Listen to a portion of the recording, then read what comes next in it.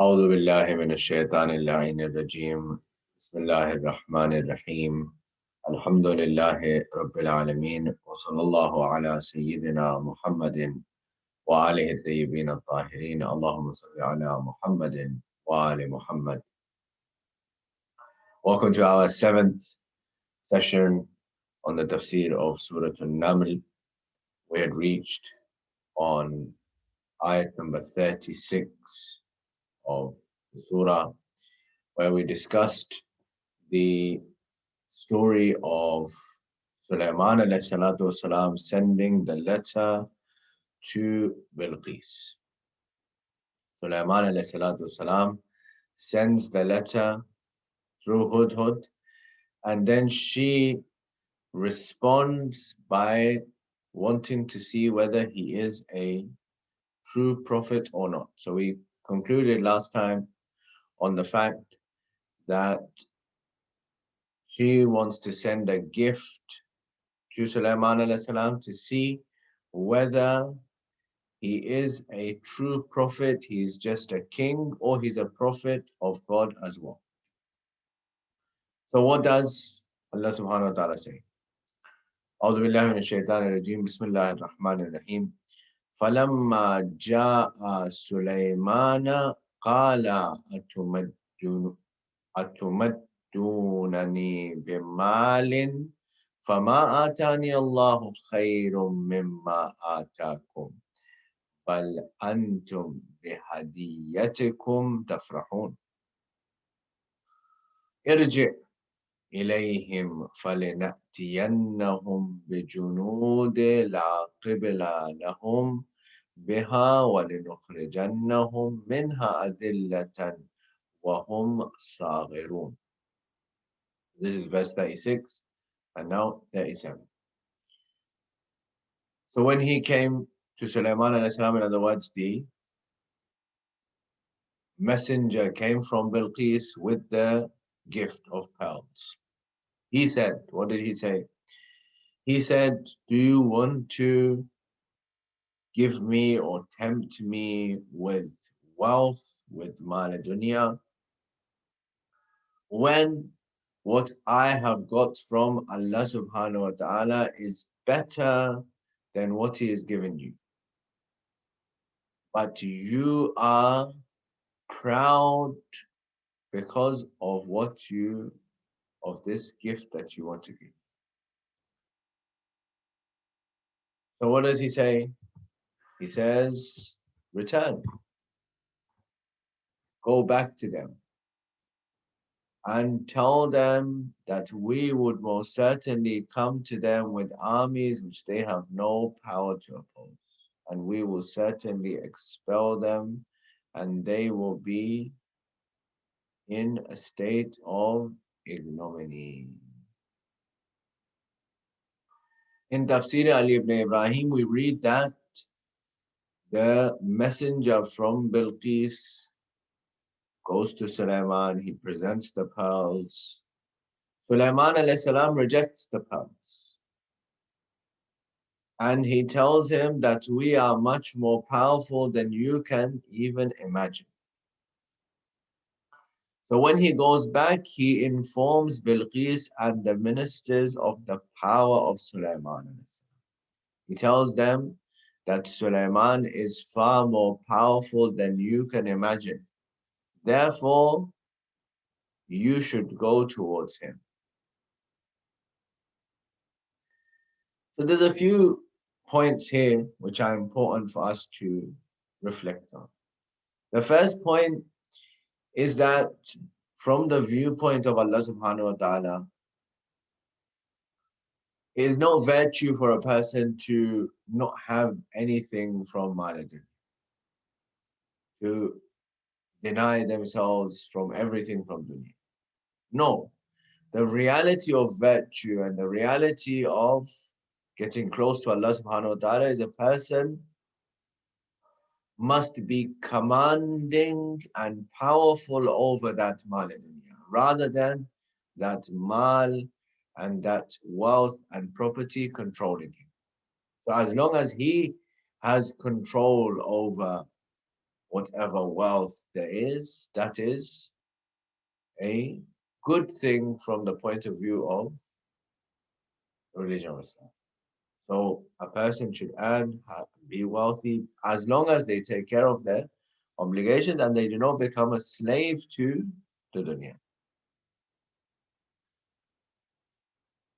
And this is the first lesson that we get from the story, that by rejecting the pearls from Bilqis, the queen of Sheba, Sulaiman alayhi salam showed that he was a commander over his wealth. He had total control over that wealth, and the wealth and the mal dunya did not control.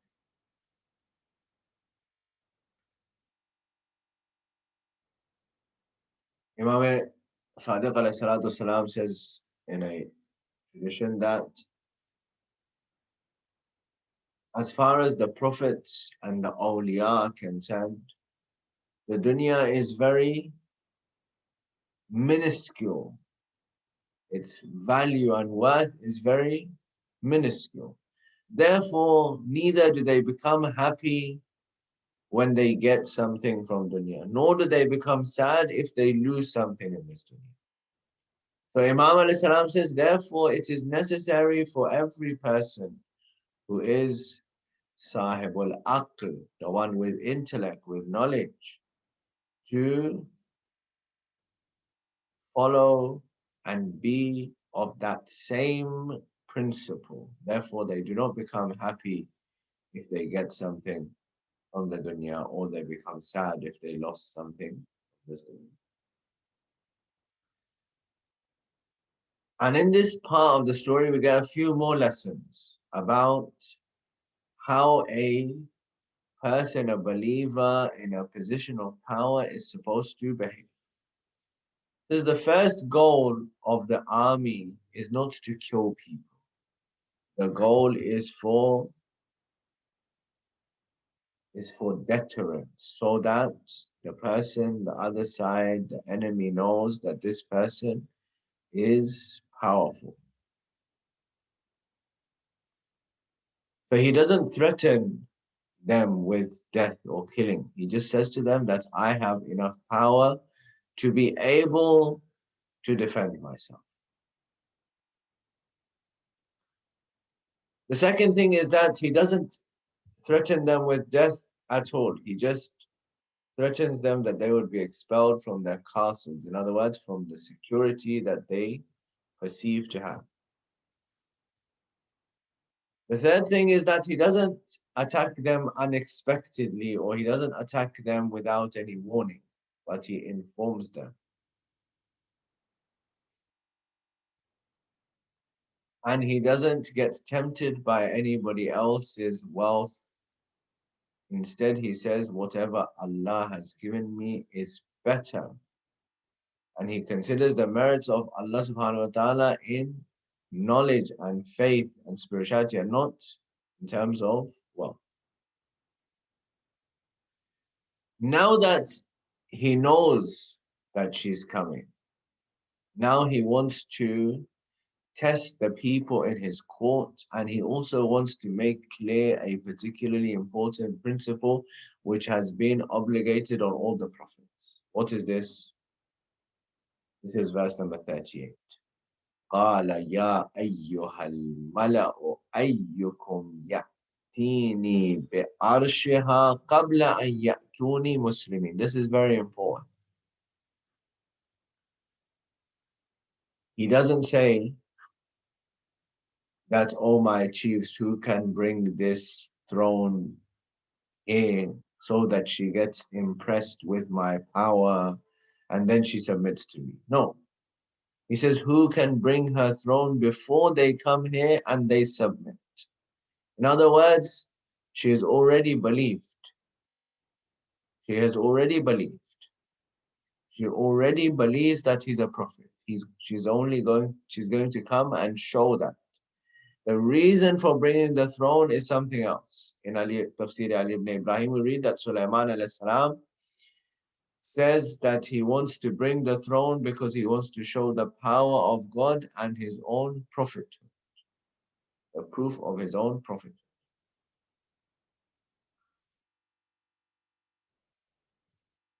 So قال عفريت من الجن أنا آتيك به قبل أن تقوم من مقامك وإني عليه لقوي أمين.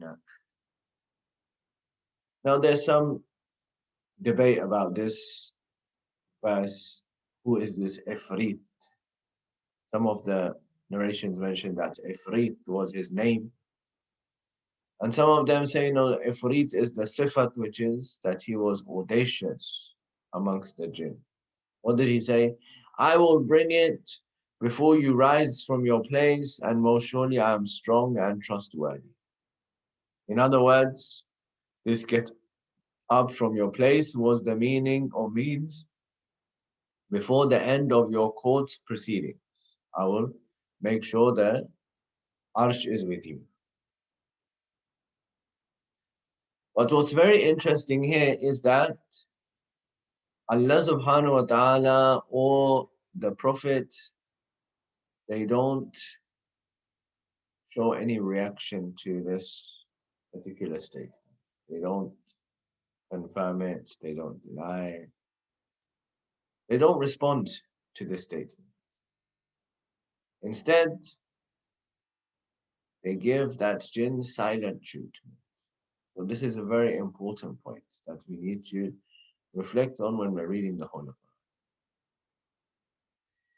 And that is that because this jinn considered himself to be something, ifritum min al-jinn. He was audacious. He said, I am strong, I am trustworthy. He was not lying. He was speaking the truth. But if somebody considers themselves to be something in the presence of Allah and the Messenger, Allah and His Messenger consider that to be nothing, not even worthy of a reply, not even worthy of a response to this statement. So what happens? قال الذي عنده علم من الكتاب أنا آتيك به قبل أن يرتد إليك طرفه فلما راه مستقرا عنده قال هذا من فضل ربي ليبلوني أأشكر أم أكفر ومن شكر فإنما يشكر لنفسه ومن كفر فإن ربي غني كريم. Then the one who had some knowledge of the book, he said, I will bring it to you in a twinkling of an eye, in a blink of an eye. And when he saw it in front of him, he said, did he say, this is because I am powerful, I am knowledgeable? No. He says, this is the grace of my Lord that he may try me whether I am grateful or ungrateful. Whosoever is grateful is only grateful for his own soul. And whosoever is ungrateful, then know that my Lord is sufficient and honorable.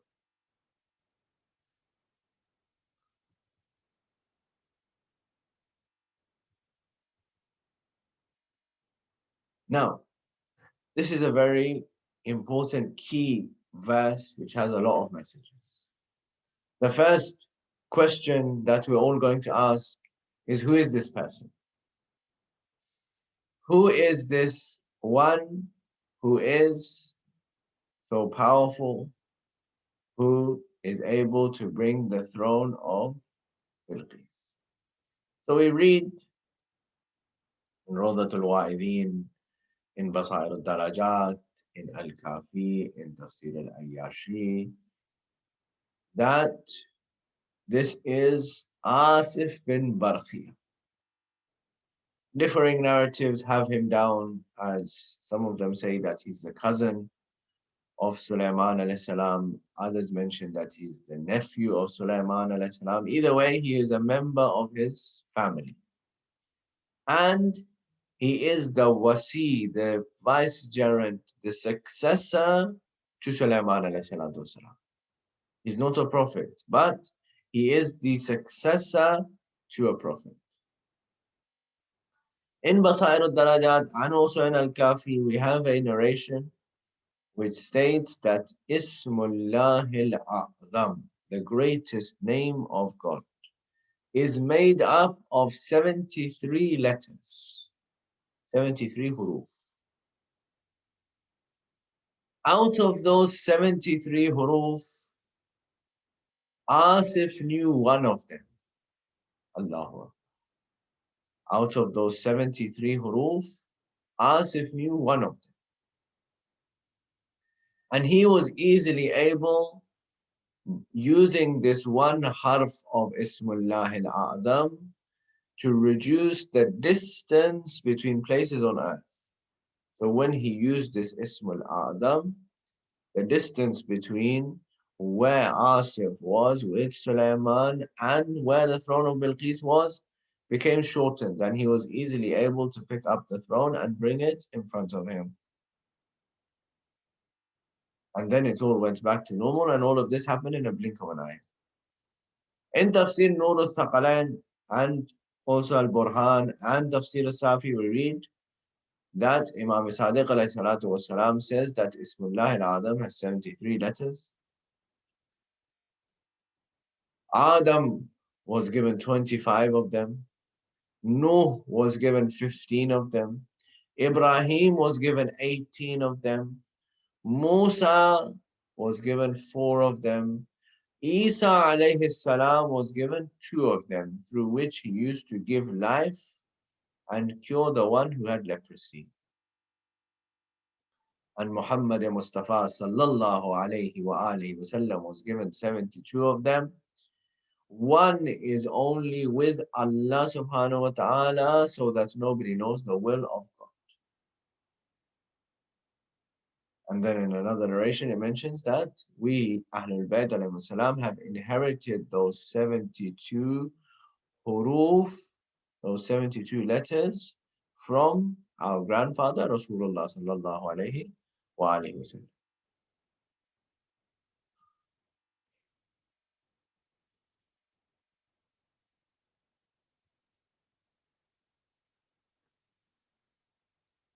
This istilah and this way of introducing Asif, ilmum min al-kitab, someone who has some knowledge of the book.